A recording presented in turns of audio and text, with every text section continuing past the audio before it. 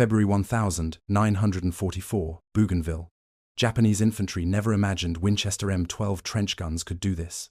They told us their soldiers knew no fear. I was a 19-year-old Marine private, my bayonet fixed. Then the slam fire started. A single Winchester M12 pumped 5 shells in under 2 seconds. It wasn't a rifle, it was a wall of thunder. The enemy charge didn't just break, it froze. For the first time, I saw it, real fear. But there was a truth we didn't know. Another enemy, in another war, had already declared this weapon an illegal cruelty. If one gun can shatter an army's will to die, is it breaking the rules of war, or just the myths? Tell us your city and local time in the comments. We want to know how far these accounts reach. If understanding the hard truths of combat matters, please subscribe to honor these memories. The air in the Bougainville jungle was heavy, thick with the smell of wet earth and decay.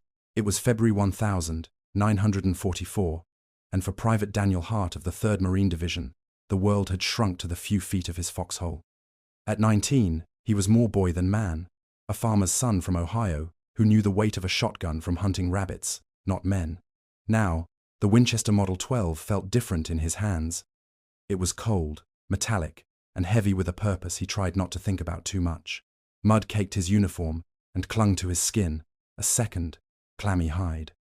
He shivered, though not from the damp chill of dawn. He shivered from the waiting. Every whisper of the wind through the massive leaves, every buzz of an unseen insect, sounded like the start of something terrible. His bayonet was fixed, its polished steel a grim reminder of the expected reality of this war. They'd been told, over and over, that the Japanese soldier was a force of nature. He did not surrender. He did not retreat. He did not feel fear. He would charge into machine gun fire with a sword, seeking an honorable death in the emperor's name. This doctrine had a name, Gyokusai, and it was presented not as a strategy, but as a spiritual truth. Danny held onto that story because it made the enemy something other than human. It was easier that way. The silence broke not with a bang, but with a rustle. 100 rustles. Figures began to emerge from the dense green wall of the jungle, moving with a disciplined speed that was terrifying to behold. They were not a disorganized mob. They were a wave, each man part of a single, coordinated purpose. At their head was Sergeant Kenji Sato of the 17th Infantry Regiment. He had drilled his men until their response was instinct, their belief in duty, a shield against doubt. His own younger brother had been lost at Guadalcanal, and Kenji carried that memory as a private weight, a debt he felt he could only repay with unflinching resolve. He and his men advanced, their rifles held ready, their faces set with a grim determination that seemed to confirm every rumor the Marines had heard. They were prepared for the crack of American M1 Garand's, the steady, 8-round rhythm they had learned to time. They were prepared for the stutter of a bar or the heavy thud of mortars. They had trained for this exact moment, to push through the expected patterns of enemy fire until they could close the distance and bring their bayonets to bear. There was no room for hesitation in their doctrine. Hesitation was a form of shame, a betrayal of the men beside you and the emperor far away.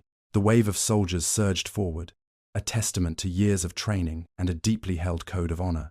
Corporal Jimmy Alvarez, Danny's squad leader, kept his voice low but sharp. The command was simple. Wait. Let them get closer. The jungle swallowed sound, making distances deceptive. Danny's knuckles were white around the pump-action forearm of the M12. He could see their faces now. He could see the intensity in their eyes. His heart hammered against his ribs, a frantic drumbeat against the jungle's growing noise. Then came the word from Alvarez. Now. Danny didn't aim like he was taught for a rifle. He pointed, just as he had with his father in the woods back home. But he did something his father had never taught him.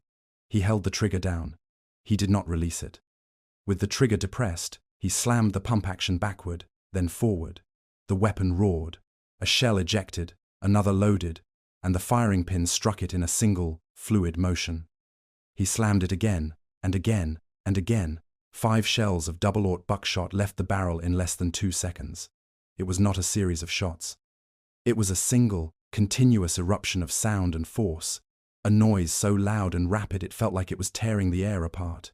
Other Marines in the line with trench guns did the same. The coordinated thunder ripped through the morning, a sound completely alien to this battlefield. It was a mechanical, unstoppable violence that sounded more like a piece of factory machinery than a firearm. The effect was instantaneous and profound. The disciplined wave of Japanese infantry did not just fall, it shattered. Men who had been prepared to die for a cause were suddenly confronted with a force they could not comprehend. It was not the single, lethal shot of a rifle that they could understand and push through. It was a wall of lead that seemed to come from everywhere at once, from one man holding a short, strange gun. Sergeant Kenji Sato, who had steeled himself for a glorious charge, found his legs frozen. He saw his men, brave men who had sworn to die, staggering. Their faces were not filled with noble sacrifice, but with stark, human confusion. Some looked at their fallen comrades, then back at the American lines, their eyes wide with disbelief. The doctrine of Jokusai, their shield against fear, had no answer for this. It had prepared them for a soldier with a rifle, not a farmer with a thresher. The charge faltered, broke, and dissolved back into the jungle.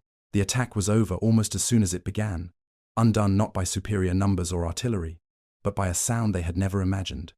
The myth of the fearless soldier had just collided with the reality of a Winchester M12. In the ringing silence that followed, Danny Hart finally let go of his breath.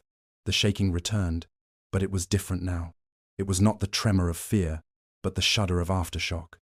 He lowered the shotgun, its barrel smoking in the cool air.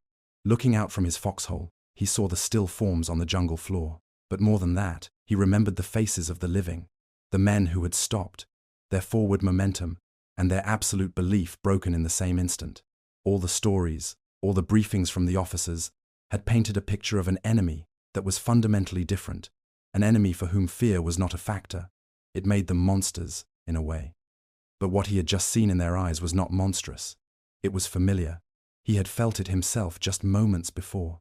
They told me Japan's soldiers feared nothing, he thought, the words echoing in his mind with the force of a revelation. But I saw fear, real fear. And in that moment, the entire war became infinitely more complicated. The brutal effectiveness of the trench gun was creating new questions on the battlefield, but the nature of the fighting was also changing. By July 1944, the war had moved to Guam. The open jungle charges of Bougainville were replaced by a grimmer, more intimate kind of combat, clearing caves, bunkers, and tunnels. This was fighting measured in feet and inches, in darkness and suffocating heat. It was the exact environment the Winchester M12 was made for. Corporal Jimmy Alvarez, a quick-witted squad leader from Los Angeles, now carried the shotgun more often than his rifle. At 21, he had the heavy responsibility of keeping his squad, including young men like Private Danny Hart, alive. He covered his own doubts with a quick joke or a reassuring nod, but the weight of leading men into dark, unknown spaces was beginning to wear on him. His job was to make fast, life-or-death decisions, and in the chaos of clearing enemy positions, those decisions leaned toward complete annihilation. There was rarely time for anything else. One hot afternoon, his squad was tasked with neutralizing a fortified cave carved into a coral ridge. It was a place where a single enemy machine gun could hold off an entire platoon. The approach was tense, the air still and heavy. Jimmy signaled his men to take cover, then crept toward the dark mouth of the cave. He took a deep breath, shouted a command, and dove inside, his finger already on the trigger. He didn't wait to see shapes. He fired at where the shape should be. 4 times he worked the pump, the slam fire filling the confined space with an unbearable roar. The blasts echoed off the rock walls, a storm of sound and buckshot. 4 shells, 4 muzzle flashes, 4 figures collapsing in the sudden, violent light. Then, silence. A ringing in his ears. The smell of burnt gunpowder filled the small space. As his eyes adjusted to the dim light, he saw something his training hadn't prepared him for. Huddled in the far back corner, behind a fallen comrade, was a 5th person. It was a boy, no older than 16 or 17, a conscript wearing a uniform that was too big for his thin frame. He was trembling, not with fighting rage, but with pure, animal terror. He wasn't holding a rifle. He was clutching a single, folded piece of paper, a letter from home. The boy looked up, his eyes wide, fully expecting the final blast. For a moment, the war stopped. Here was the face of the enemy, a terrified teenager, 1,000 miles from his mother, waiting to die. The propaganda, the myths, the image of the fearless warrior, it all dissolved in that small dark cave. Jimmy stood frozen. An officer appeared at the cave entrance and, seeing the scene, made a split-second decision that went against the grain of total war. He gave a simple order: take him alive. A few moments later, it was Private Danny Hart who was given the task of leading the boy out. Seeing the youth's cracked lips and vacant stare, Danny wordlessly unhooked his own canteen, opened it, and held it out. The boy flinched at first, then took it with a shaking hand and drank. It was a simple act, a shared moment of humanity in the middle of unimaginable violence. But an act of mercy is a fragile thing. The official rules of war, the Geneva Conventions of 1929, had never banned shotguns. Both the Allies and the Axis had signed the treaty. But on the ground, war creates its own rules of honor and dishonor. Both sides used propaganda to paint certain weapons as uniquely cruel, a way to dehumanize the enemy and justify their own actions. For the men on the front lines, these official rules felt distant and irrelevant. Their moral compass was built from experience. A few weeks after the incident at the cave, Jimmy's squad listened as a recently transferred Marine told them stories of what had happened to captured American airmen on other islands. They heard about the forced marches, the starvation, the executions. Trust crumbled. The image of the trembling boy in the cave was replaced by the horrific tales of Allied prisoners being used for bayonet practice. A cold, hard doubt began to set in. Was mercy safe to give? Danny thought back to the canteen. It had felt right at the moment, but now it felt naive, a risk he might not be able to take for a friend in the future. The question hung in the air. If they had been caught, would they have been given water or a bayonet? The numbers told a complicated story. By 1945, there would be over 75,000 Japanese prisoners of war in American custody. The survival rates for these men were far higher than those for Allied POWs in Japanese camps. As a matter of official policy, the American military was providing food, shelter, and medical care. But this larger, systemic truth was invisible to the individual Marine fighting for his life. His reality was shaped by the immediate threat in front of him and the brutal stories he heard from his comrades. The debate played out in hushed conversations and private diary entries. By the time the Marines reached Okinawa in the spring of 1945, the fighting had reached a new level of ferocity. Squads armed with trench guns pushed through fields of sugarcane, clearing out hidden positions. The Japanese soldiers who survived were often badly burned or wounded, fighting with a desperation born from the knowledge that this was their last stand on home soil. A dark sentiment began to spread through the American ranks. As they witnessed the savagery of the battle and the mounting casualties on their own side, some Marines started to mutter that they could no longer afford mercy. The moral space for compassion was shrinking with every yard of ground they took. The Winchester M12, once a tool that unexpectedly created moments of shock and potential surrender, now felt like something else entirely. Was it just another instrument of cruelty in an increasingly cruel war, or was it a symbol that the time for restraint was already dead? The shocking power of the Winchester Model 12 was not a new discovery made in the jungles of the Pacific. Its reputation had been forged a generation earlier, in the mud and blood of the Western Front. During World War I, American forces had used the earlier Model 1897 and the new Model 1912 trench guns to clear German positions. With its 6-shell magazine, a heat shield over the barrel to protect the user's hand, and a lug for mounting a bayonet, it was a fearsome close-quarters weapon. American soldiers became brutally efficient at sweeping through trenches, the slam fire technique echoing in the narrow, claustrophobic corridors of war. The effect was so devastating that in September 1918, the German government issued a formal diplomatic protest. They claimed the shotgun was an inhumane weapon that caused unnecessary suffering, and they threatened to execute any American soldier captured with one. The United States government, through its Secretary of State, flatly rejected the protest. The weapon was lawful under the Hague Conventions, they argued, and it would remain in use. The argument faded as the war ended, but the memory of the trench gun's terrifying effectiveness did not. 20 years later, as the U.S. military prepared for a different kind of war, that memory proved useful. Planners at the War Department, looking at the dense jungles and island-hopping campaigns that would define the Pacific theater, knew they would need a weapon for close, vicious fighting. They reissued contracts for both the Model 12 and the older Model 97 shotguns. In 1942, as the 1st Marine Division was preparing for the grueling fight on Guadalcanal, crates began to arrive marked simply 12 gauge.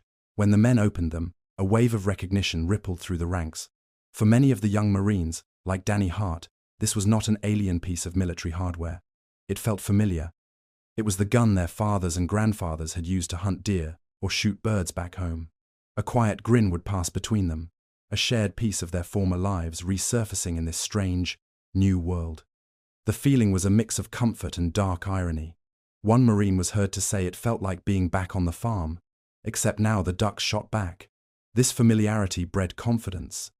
They knew how the weapon handled, how it kicked, how to lead a moving target. But now, that target was a man. By 1944, this personal connection to the weapon had been scaled up into a widespread military policy. More than 20,000 trench shotguns had been issued to both Marine and Army units fighting across the Pacific, a clear signal that the American military had embraced this tool for the brutal reality of jungle warfare. This tactical choice directly collided with the doctrine of the Imperial Japanese Army. Their entire military philosophy was built around the rifle and the bayonet. Training emphasized the gyokusai, the honorable death found in a final, desperate charge. Japanese commanders expected American Marines to fight with their standard-issue rifles and rely on artillery and machine guns for support. They drilled their troops to close the distance against these weapons, to weather the storm of single shots until they could engage in hand-to-hand combat, where they believed their fighting spirit would triumph. The idea of a shotgun as a primary infantry weapon simply did not fit their understanding of modern warfare. It was a peasant's gun, a hunter's tool, not the weapon of a professional soldier. This lack of expectation created a devastating psychological vulnerability. In a captured diary found near Cape Gloucester, a Japanese sergeant described the shocking reality. He wrote, "The Americans carry a short rifle with terrible thunder. One man strikes down many." This simple, stark observation captured the bewilderment and fear that rippled through their ranks. It wasn't just the physical damage, it was the sheer volume of fire from a single infantryman that broke their tactical and mental framework. For the Marines, the sound of a buddy unleashing a slam fire barrage was its own unique experience. Veterans would later describe it as a typewriter of thunder. It was a mechanical, rhythmic, and utterly overwhelming noise that stood apart from the familiar crack of rifles or the chatter of machine guns. And this overwhelming shock began to challenge the most pervasive myth of the Pacific War, the belief that Japanese soldiers would never, under any circumstances, surrender. Propaganda posters and training films on both sides reinforced this idea. The Japanese were told that capture meant torture and dishonor. The Americans were told that the enemy was a fanatic who would always choose death. But on the front lines, reality was sometimes different. In the face of a force as stunning and incomprehensible as a trench gun barrage at close range, a soldier's training could evaporate. The doctrine of honorable death could be momentarily erased by the primal, human instinct to live. In those chaotic seconds after the thunder stopped, a small number of Japanese soldiers, stunned and disoriented, would drop their weapons. These were not grand, formal surrenders, but small, desperate acts of survival. The shotgun, once protested as an instrument of cruelty, was now unintentionally creating moments where mercy might, for the first time, become a possibility. When the war finally ended in August 1945, the men who had wielded the Winchester M12 came home. They packed away their uniforms and tried to slip back into the lives they had left behind. For some, the trench gun was sold back to the government or left in an armory, a tool of a trade they were eager to forget, but others brought them home. A soldier like Danny Hart, returning to the quiet fields of Ohio, might have carefully cleaned his Model 12, oiled the pump action, and stored it in the back of a closet. The weapon, once a source of deafening thunder, now sat in silence, surrounded by winter coats and old shoes. Years would pass. One crisp autumn morning, he might take it out to go hunting, the familiar weight in his hands a strange comfort. But as he walked through the woods, the snap of a twig would echo differently, and when he fired at a pheasant, the familiar blast of the shotgun shell would feel alien. The sound, once so ordinary, was now permanently tied to the memory of mud, fear, and the humid air of Bougainville. As one veteran would later write to a friend, the old Winchester never sounded the same after the war. Decades slipped by, turning young Marines into grandfathers. The raw, immediate experiences of the war settled into something deeper, a part of their very foundation. For many, the pride of having served and survived was mixed with a quiet, persistent shame they rarely spoke of. In the late 1982, one former Marine, now an old man, wrote a letter to his son, trying to explain the feelings that had followed him his entire life. He wrote about the trench gun, describing its brutal efficiency not with bravado, but with a kind of weary sorrow. "The Winchester kept me alive," he wrote. "It saved my friends and got me home to your mother. But I have to tell you, not a week has gone by in 40 years that I don't still see their faces in the dark." The memory of the weapon's power was inseparable from the memory of the men it was used against. The pride was in the survival it granted. The shame was in the humanity it had forced him to witness and to take. This private, moral accounting stood in stark contrast to the weapon's official legacy. The United States military, viewing the shotgun as a validated and lawful tool of war, continued to issue newer models to soldiers in Korea and Vietnam. The 1918 German diplomatic protest was a forgotten piece of history, a footnote in a long-dead conflict. Institutionally, the trench gun was a success story. For the men who had actually slam-fired it in a moment of terror, it was something far more complicated. The burden of that memory was not carried by the soldiers alone. It was held, silently, by their families. In a small town in California, a Marine widow once recalled watching her husband teach their teenage son how to hunt. He was a patient teacher, showing the boy how to hold the shotgun, how to lead a moving bird, how to respect the weapon. He even demonstrated the slam-fire technique, the unique mechanical rhythm that had saved his life. He showed him how to hold the trigger and work the pump, turning the gun into that typewriter of thunder. The boy watched, impressed by the speed and power. But then his father unloaded the weapon, his face serious, and handed it to his son. "Never again for men," he said quietly. It was a lesson and a prayer, a hope that his son's generation would only ever need to use such a tool for sport, never for survival. On the other side of the world, in the quiet towns of Japan, war widows and mothers held onto a different set of memories, shaped by years of government propaganda. They had been told that the Americans were monsters, that they used cruel and dishonorable guns to inflict maximum suffering. This was the story they were prepared to believe for the rest of their lives. But after the war, a small number of Japanese prisoners of war returned home. Their stories, shared in hushed tones, began to paint a different picture. They spoke of the initial shock and terror of their capture, but then they told of things they never expected. They remembered an American soldier, sometimes a boy no older than themselves, offering them a canteen of clean water. They spoke of being taken to camps where they were given food, washed with soap, and had their wounds treated by medics. These small acts of dignity did not erase the brutality of the war, but they directly contradicted the official stories of monster-like cruelty. They were proof that even in the worst of circumstances, humanity could flicker to life. The lesson was slowly dawning, not just on the battlefield, but in the homes of those who had lost everything. The Winchester Model 12 now sits in museums and private collections, a relic of a bygone era. It is a piece of steel and wood, a mechanical object that holds no memory of its own. But its story is a human one. It begins with a young Marine on a muddy island, shaking in a foxhole as he stared at an enemy he was told knew no fear. He learned that day that the stories were wrong, that fear was universal. But fear wasn't the lesson. The lesson was what men did after the slam fire stopped, and whether mercy could begin.